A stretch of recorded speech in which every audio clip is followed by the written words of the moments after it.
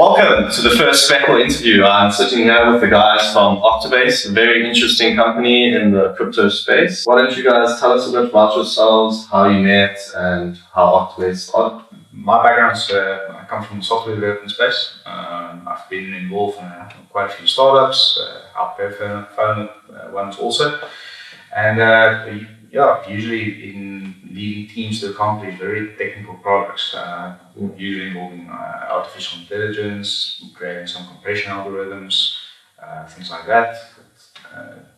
We as a team then accomplished, and we saw a gap that there's currently a lot of tools missing in the market for your average consumer.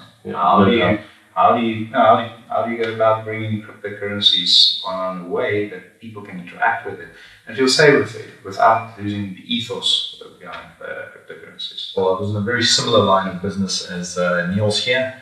Also a software architect on a few projects, developer before that for quite a while, worked for National Treasury for a bit, which was a very interesting stint.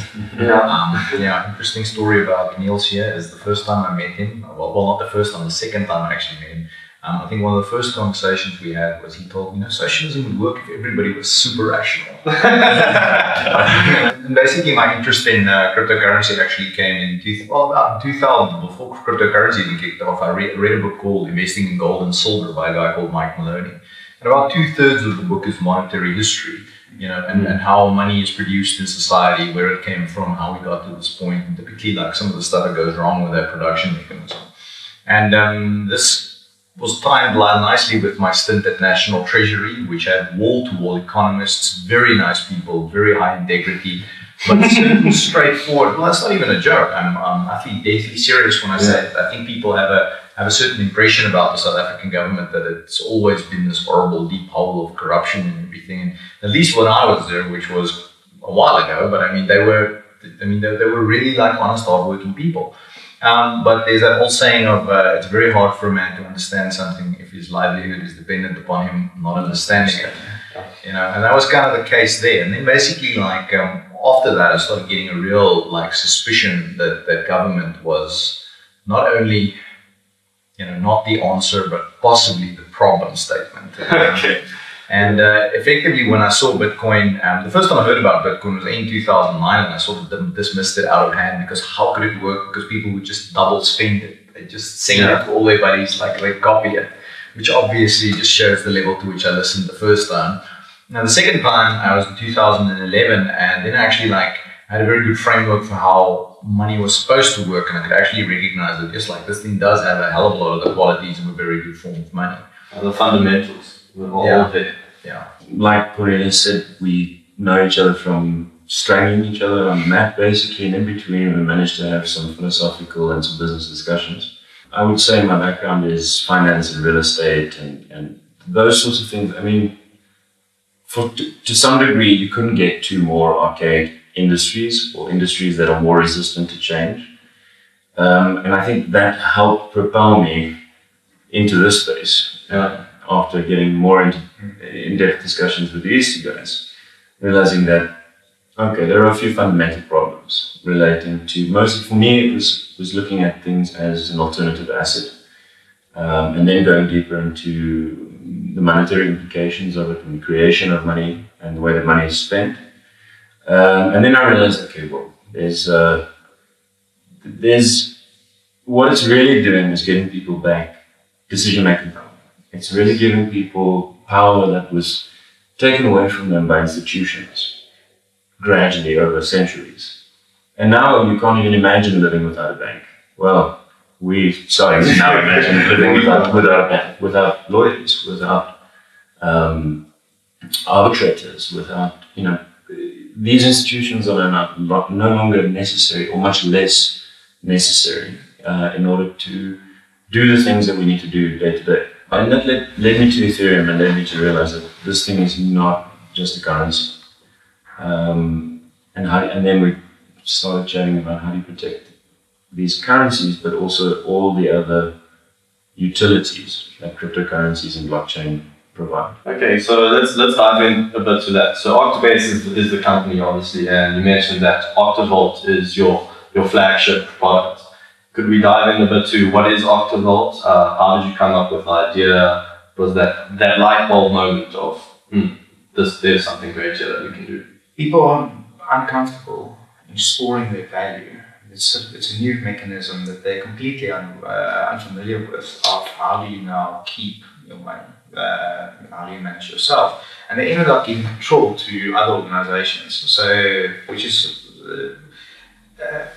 kind of against the original spirit of when Bitcoin and a lot of the other blockchains started coming out. The original spirit was you now are the only person that are in control of your money. But now people are putting it on exchanges, things like that, where they keep a large amount of money, and now they are subject to the whims and fancies of the regulators on those exchanges. I mean, like BTCE now, that was seized by the FBI. A lot of the guys on the exchange lost a lot of money now. They still have not received all their funds in this process. And then the other thing is hackers, so you have to trust that they are doing their security right, and if there's fraud or something there, then the fund is also exposed. Like, Mount Gox has lost a lot of funds, and a lot of people have lost a lot of money there. Most recently, NiceHash, they were hacked as well. Yes, exactly. But I mean, that's just technically, that's just security related. The other thing that you're also exposed to, which is, I mean, the parity hack. The parity hack, yeah. I mean, that's related to technical competencies or just carelessness. Well, yeah.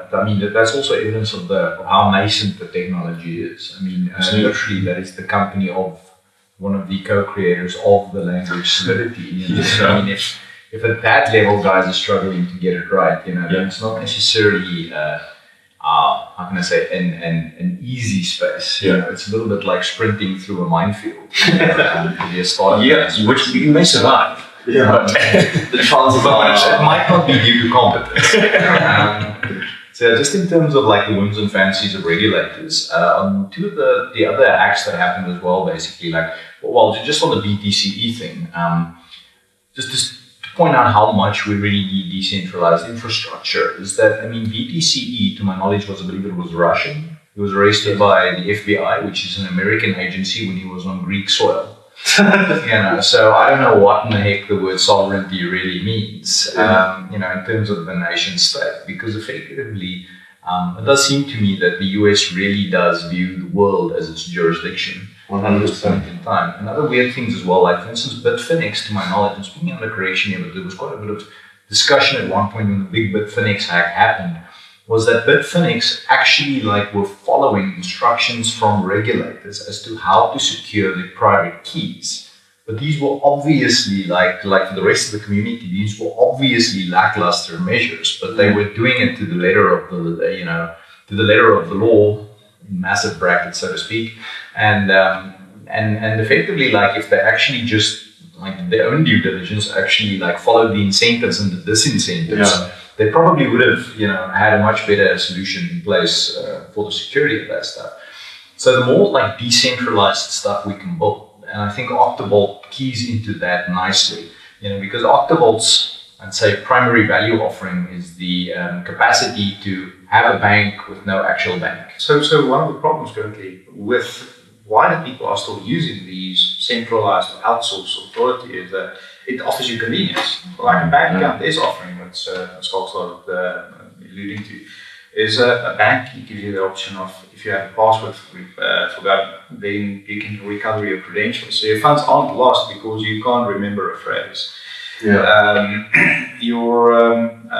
gives you some protection towards theft. Daily, monthly spending limits. So if your account is compromised with a bank account, then the limits are there to mitigate the amount of loss, and you can easily go freeze your account and then reclaim the ownership of your account. And to some extent, some of these centralized outsource authorities are providing that, but now we're back to the space where you have something similar to it. You have to have a bank in control of that. You're the gatekeeper. Exactly. So somebody else is actually managing or in control of how your funds is moved around, being moved around. With Octo Vault, we bring in a lot of these concepts For example, now with spending limits, being able to recover your funds if your account was compromised and freezing it if it was compromised, or if you forget your password or your credentials to permit you whatever rightly to log in, then you still have recovery mechanisms that we have there. But we do it in such a way that we as Octo Vault have no control on that. Octobase doesn't have any control into Octo Vault. So I'm going to paint a picture of I've now signed up and I'm using Octo Vault, and I believe I've forgotten my password, or I think I've gotten hacked and someone's gotten in. What is the process I would have to follow to protect myself? So effectively how it would work is you would install the software either on your browser or on your phone. When you kick off, you select a trust panel. So in other words, those are people from your contact list that you would actually trust to have your account recovered. Right? So then you would set up a congress of some sort to actually say, listen here, so you have 7 people. If 4 of them agree, then they can basically reassign the key that's on your phone to another key. So let's say, for instance, you lose your phone, or alternatively, your phone gets stolen, or somebody else, somehow hacks the private key on one of your devices. So the idea is basically that if something were to happen to your key, then effectively what you would do is you would contact your trust panel and you would say, listen guys, please restore my key to this new address that I have effectively. Right. In the background, the smart contract actually controls all the things that you put it in control of. You set up spending limits or transaction limits or instruction limits that we will build out over time to be incredibly diverse, given that Ethereum is more than just value transfer. It's actually like computer messages that get sent around. Yes, and then you would contact them. If a majority of them move your funds, then effectively your funds would be moved. So these people that you elect to your trusted panel, your Congress, these people never have access to your funds either. So they only have the means to actually issue, to verify that you are who you say you are. Okay. And as a result, a certain function can then be performed.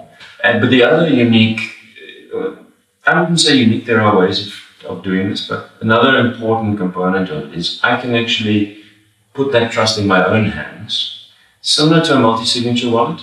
Okay. So that those addresses or that capacity that your trusted Congress would have, I can just make myself the owner of all 5 of those keys, or all 7 of those separate accounts. With separate accounts. Yes, you can have 7 accounts. Yes, meaning that I can actually issue my own instructions, but if my one key was compromised, it's highly unlikely that all 7 of my keys are compromised. And then at the same instance, these keys you're using for recovery, like Hank also said, they cannot spend money from your wallet. Yeah. So what you get is you get a recovery mechanism, but distributed to such a regard that if any one of your person in the trust panel votes to transfer your funds to the place you don't want to transfer, it's not enough. Or if any one of your self-trusted accounts gets compromised, it's not enough to move ownership, and it's not enough to even move money around from that account. But you get now the convenience of being able to say, I can, in a convenient fashion, send some money around, and if something happened, I'm not fully exposed. If you think about something like bank security that you would expect to be really next level, it's fairly advanced. It's still societally acceptable to just edit the ledger, to do all kinds of stuff to it, which is partially why blockchains exist to begin with. Yeah.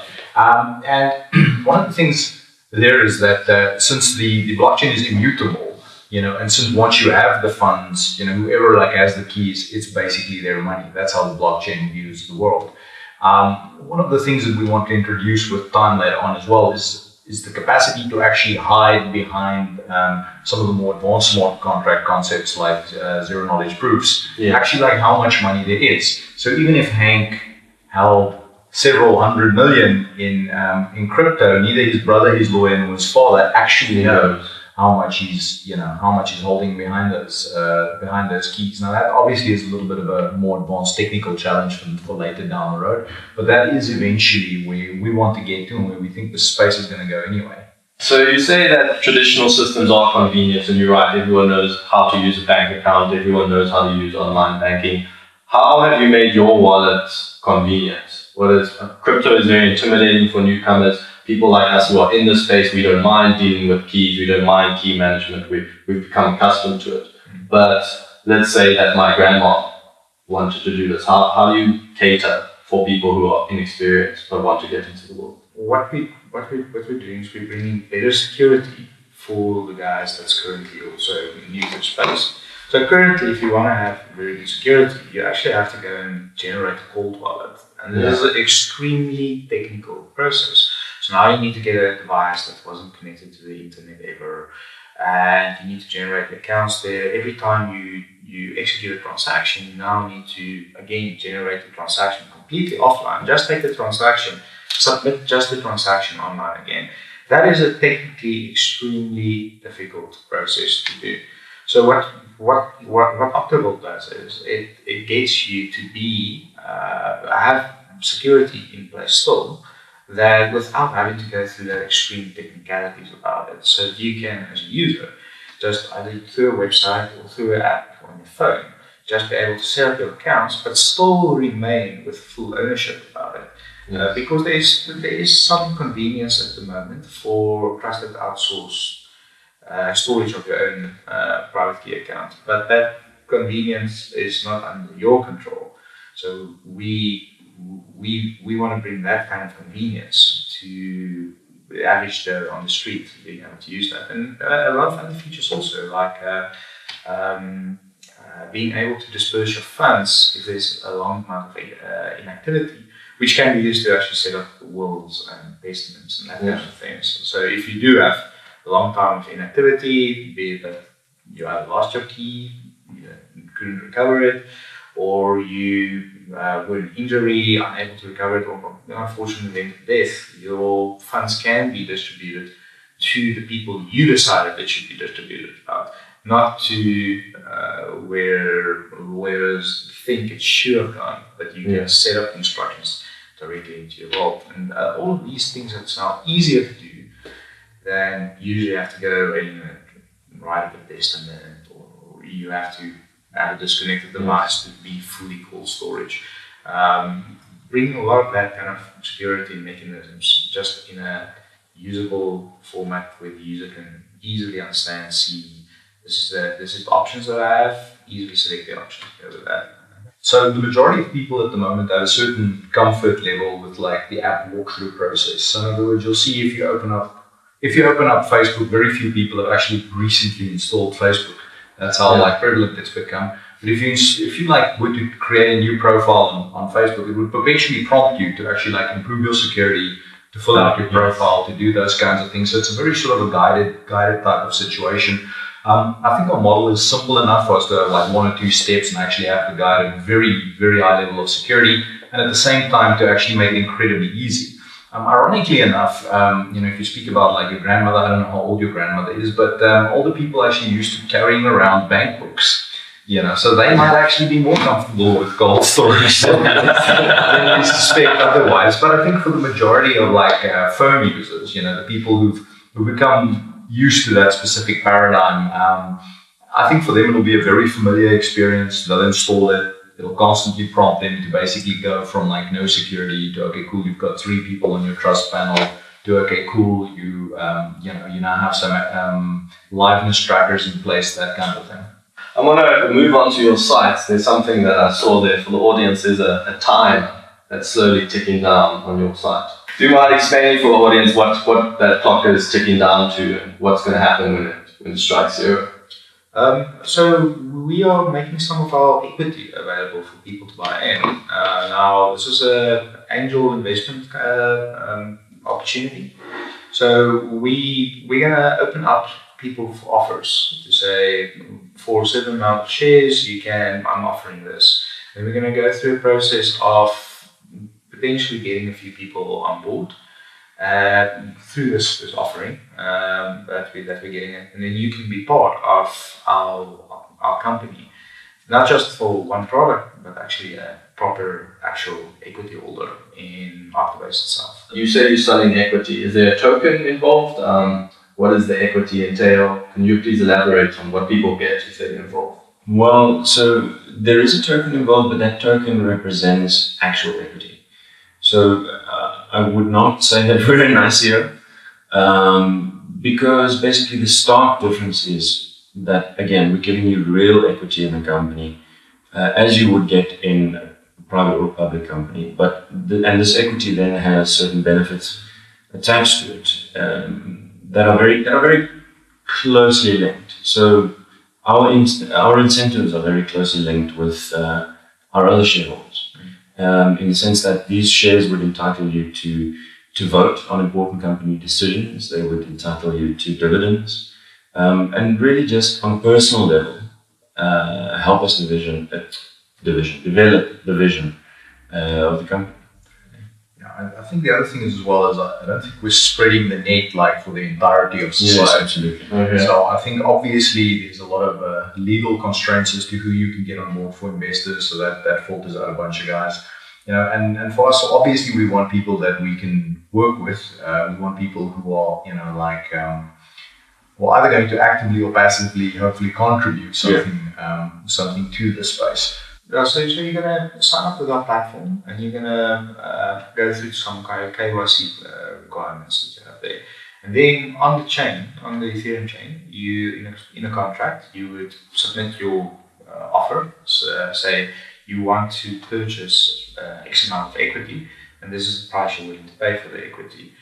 We would then go through a selection process, see, because we have identification information that's not on the chain. Okay. So then you can see what is it a valid investor, is an offer we're going to take, and then from that we either accept the offer or we don't accept the offer and the funds get returned to you. We are going to administer our company's governance on the chain. Oh, yeah. So the shareholders meetings would be voted on the chain, and the directors will be voting on the chain. Dividends will be distributed on the chain. I love how you guys have taken traditional financial, I guess you could say, means of and integrating them with this new technology. You're kind of being a bridge between something that is revolutionary and scary and something that traditionally has worked. Yeah. It is very fantastic. I'd just like to thank you all for coming on to the Speckle interview. I find Octobase very promising. Excited to see where it goes in the future. For our audience, I'll put their links in the footnotes of the video. You'll be able to get that. Please do go check it out. Very excited to see what's going to happen. Thank you. Thanks a lot for your time. Thanks.